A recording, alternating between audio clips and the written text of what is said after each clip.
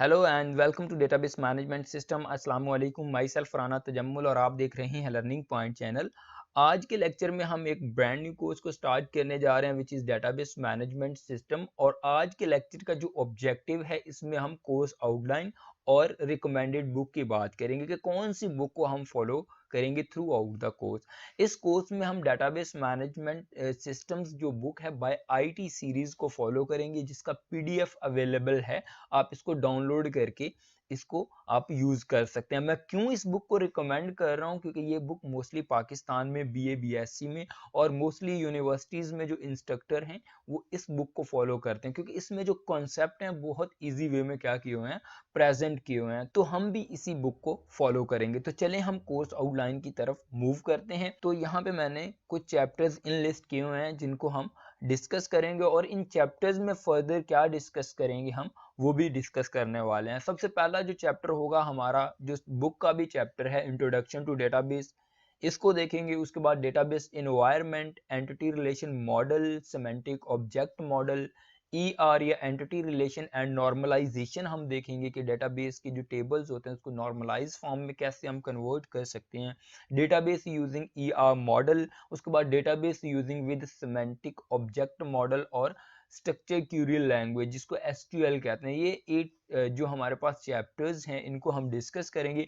Introduction two database में क्या discuss करेंगे ये हम यहाँ पे देखते हैं। इंट्रोडक्शन टू डेटाबेस में हम what is database, file processing system, database and database management system क्या होता है, concepts of database environment, database approach, difference हम देखेंगे file processing system and database approach, या फाइल एंड डेटाबेस अप्रोच में difference क्या होता है। डेटाबेस की एप्लीकेशंस देखेंगे, यूजर्स देखेंगे, डिफरेंट यूजर्स होते हैं डेटाबेस के, उनको डिस्कस करेंगे और उनकी टाइप्स को डिस्कस करेंगे। अगर हम सेकंड चैप्टर की तरफ मूव करते हैं तो इसमें हम 3 लेवल आर्किटेक्चर को डिस्कस करेंगे, मैपिंग देखेंगे, डेटा इंडिपेंडेंसी को डिस्कस करेंगे, database models, types of database models, function of database management system, और उसके बाद database development process, system development life cycle क्या होता है। उसके बाद स्टेज डेटाबेस डिजाइन अप्रोच कौन सी होती हैं, डेटाबेस एडमिनिस्ट्रेटर जिसे डीबीए कहते हैं हम, उसके बाद डेटा एडमिनिस्ट्रेटर जिसको डीए कहते हैं, उसके बाद डेटा डायरेक्टरीज है, लॉजिकल डेटाबेस डिजाइन है, फिजिकल डेटाबेस डिजाइन है। इनको डिस्कस करेंगे चैप्टर नंबर 7 में। और इसी तरह हम चैप्टर नंबर 3 में डिफरेंट टॉपिक्स को देखेंगे, 4 एंड 5, 6, 7 एंड 8 में इसी तरह हम डिफरेंट टॉपिक्स को डिस्कस करेंगे। जो इम्पोर्टेंट हमारे पास टॉपिक होंगे एग्जाम पॉइंट ऑफ व्यू से, उनको पहले डिस्कस करेंगे। फर्दर मोर अगर ज़रूरत हुई तो हम जो रिमेनिंग टॉपिक्स हैं उनको भी इंशाल्लाह कवर करेंगे। तो मैं प्रायोरिटाइज करूंगा सबसे पहले जो हमारे एग्जाम पॉइंट ऑफ व्यू से इम्पोर्टेंट जो टॉपिक हुए या जिनके कॉन्सेप्ट क्लियर होना ज़रूरी होंगे उनको हम डिस्कस करेंगे।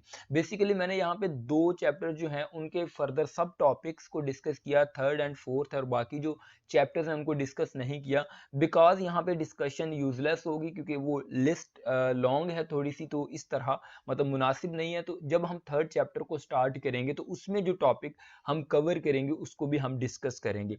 बेसिकली आज के लेक्चर में इतना ही, जिसमें हमने कोर्स आउटलाइन को डिस्कस करना था।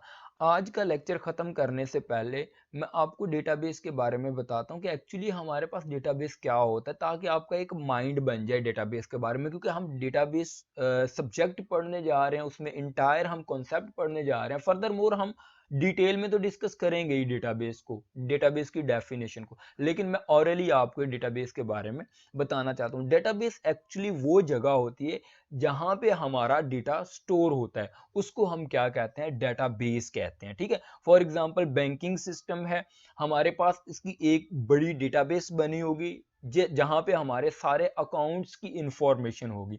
आप देखें किसी भी एक सिटी से ट्रांजैक्शन करते हैं, जब हमारे डेटाबेस में अपडेशन हो जाते हैं तो आप पूरे कंट्री में जिस जगह पे मर्जी जाके अपने अकाउंट की इंफॉर्मेशन गेट करेंगे तो वो ट्रांजैक्शन जो होगी वो अपडेटेड होगी, क्योंकि हमारा जो डेटा है सेंट्रल डेटाबेस में क्या हो रहा है, स्टोर हो रहा है। बेसिकली यहाँ पे समझाने का मतलब ये है कि डेटाबेस ऐसी जगह होती है जहाँ पे हमारे पास हमारा सारा डेटा स्टोर होता है, इसको हम डेटाबेस कहते हैं। फर्दर मोर हम डिटेल में डिस्कस करेंगे। फॉर नाउ आप ऑरली इस कॉन्सेप्ट को थोड़ा सा माइंड में बिठा लें, ताकि जब हम नेक्स्ट लेक्चर को स्टार्ट करेंगे तो आपके माइंड में डेटाबेस का थोड़ा सा कॉन्सेप्ट होगा, जिससे हमें समझने में आसानी होगी। चलें गाइस, मिलते हैं नेक्स्ट लेक्चर में, तब तक के लिए अपना ख्याल रखिएगा। और इस पूरे कोर्स का लिंक मैं डिस्क्रिप्शन में ऐड कर दूंगा। आप इस वीडियो को ज़्यादा से ज़्यादा शेयर करें, ताकि जितने भी बाकी स्टूडेंट हैं जो डेटाबेस पढ़ रहे हैं वो भी इस कोर्स से एडवांटेज ले सकें। चलें गाइस, मिलते हैं नेक्स्ट वीडियो में, तब तक के लिए अपना ख्याल रखिएगा। अल्लाह हाफिज़।